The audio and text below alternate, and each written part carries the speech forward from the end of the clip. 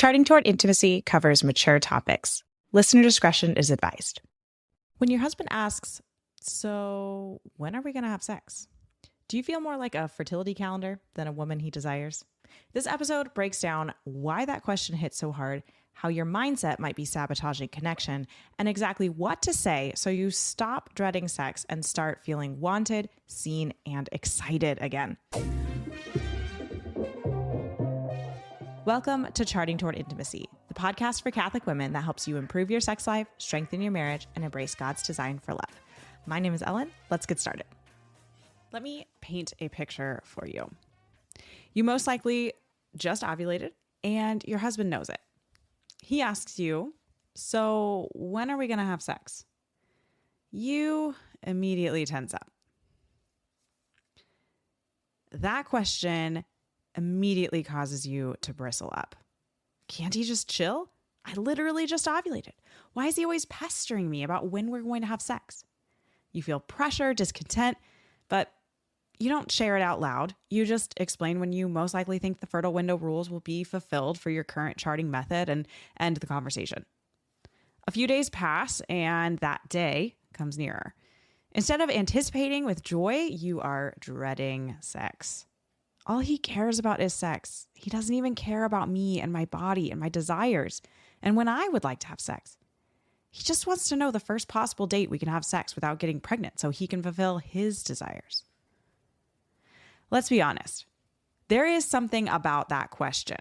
So when are we going to have sex?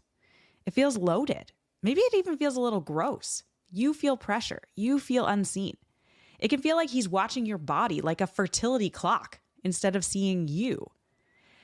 And let me say that you are not crazy for feeling that way. But here's the hard truth. Sometimes we're reacting not just to the words he says, but we're reacting to what we think he means. And when we assume the worst, it robs us of peace, joy, and real connection. Now, that doesn't mean that your husband gets a free pass to speak carelessly. But what it means is that you actually have power and agency in how you interpret what is said. So let me paint a slightly different picture from your husband's side. He's been thinking, you look so good this week. You've been full of energy and you brought so much life and love into the house the past week. He's really looking forward to having sex with you because he loves you. He knows that you're probably pretty close to ovulation, but he doesn't exactly know where you're at in your cycle because you haven't shared it with him in the past day or two. And he can't remember if the rule is peak +4 or peak +5. So he approaches you to ask when the fertile window will close and when he could make love to you. And he unfortunately chooses maybe not the best wording because sex is still a bit of an awkward conversation topic for him. So when are we going to have sex? All right, so there's two reasons why this question bothers you so much when your husband asks it. The first reason is his exact words, and the second reason is your interpretation of his words. I know it might not feel like it in the moment, but the way that you interpret your husband's words is something that you actually have full control over. You might not be able to control how he phrases things or whether he remembers the rules of NFP, but you are able to choose what story you tell yourself in your head, and that is going to help you immensely. So let me be clear. I am not saying that you should ignore your feelings or pretend that hurtful things don't hurt.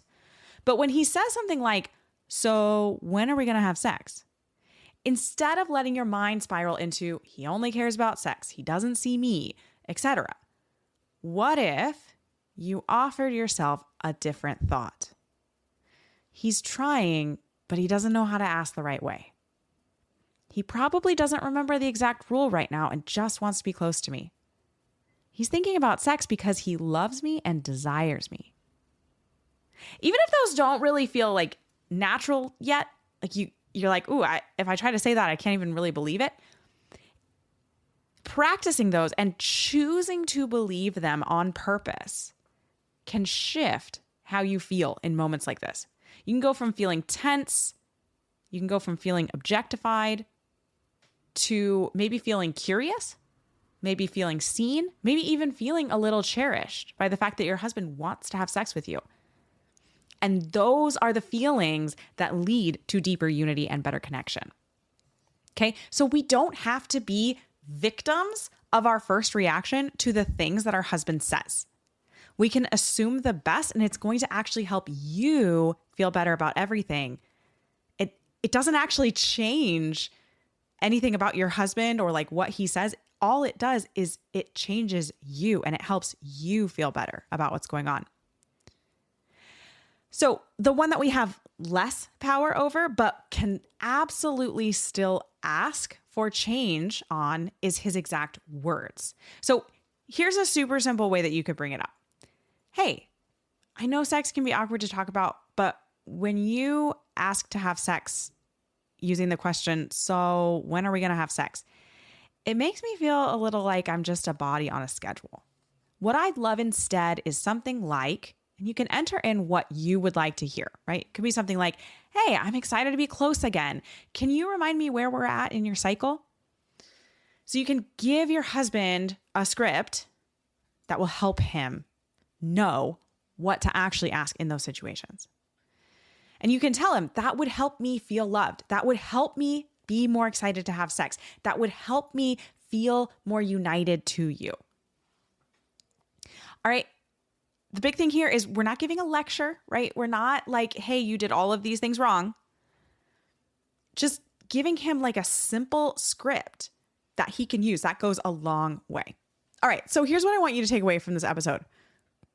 1, you cannot always change what your husband says when he asks you, so when are we going to have sex? Or whatever the question or phrase is that you don't like very much or that makes you bristle. But you can change what you assume he means. The second thing is assume the best, not because your husband's perfect, but because that is how love operates. And because when you assume the best, you are setting yourself up for the best connection with your husband. And the third thing is you are allowed to ask for more loving and respectful words, especially around topics as intimate as sex.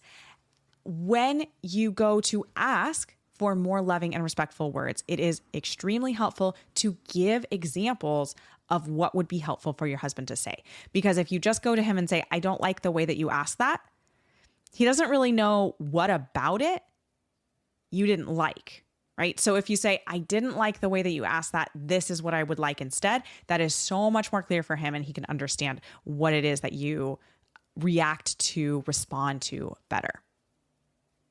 Okay, so when it comes to these words, when it comes to like initiating sex, asking about when the fertile window's closing, like all these topics, it's okay to feel really sensitive about this. It's okay to need very gentle words to be used around this topic.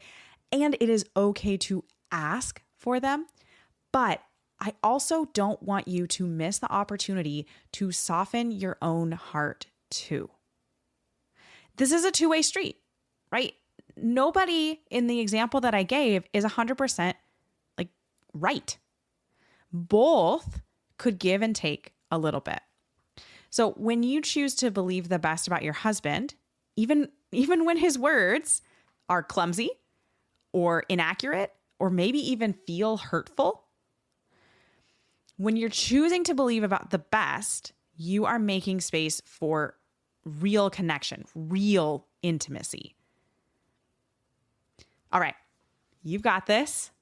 If you need help with what to say or how to reconnect, I have resources that can help you with that. Check out the links in the show notes.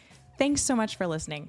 Let's be honest, if sex has started to feel a little routine, awkward, even disconnected, it might be time to mix things up. But as a Catholic woman, you want to do that without feeling like you've stumbled into something sketchy or worse, pornographic. That is where the Catholic Sex Position Guide comes in. It's fun, it's faithful, it's packed with tips and tricks, and it's designed to help you explore new ways to connect with your husband without ever crossing moral lines. You can grab the guide at vinesandfullbloom.com/positionsguide or check the show notes for the link.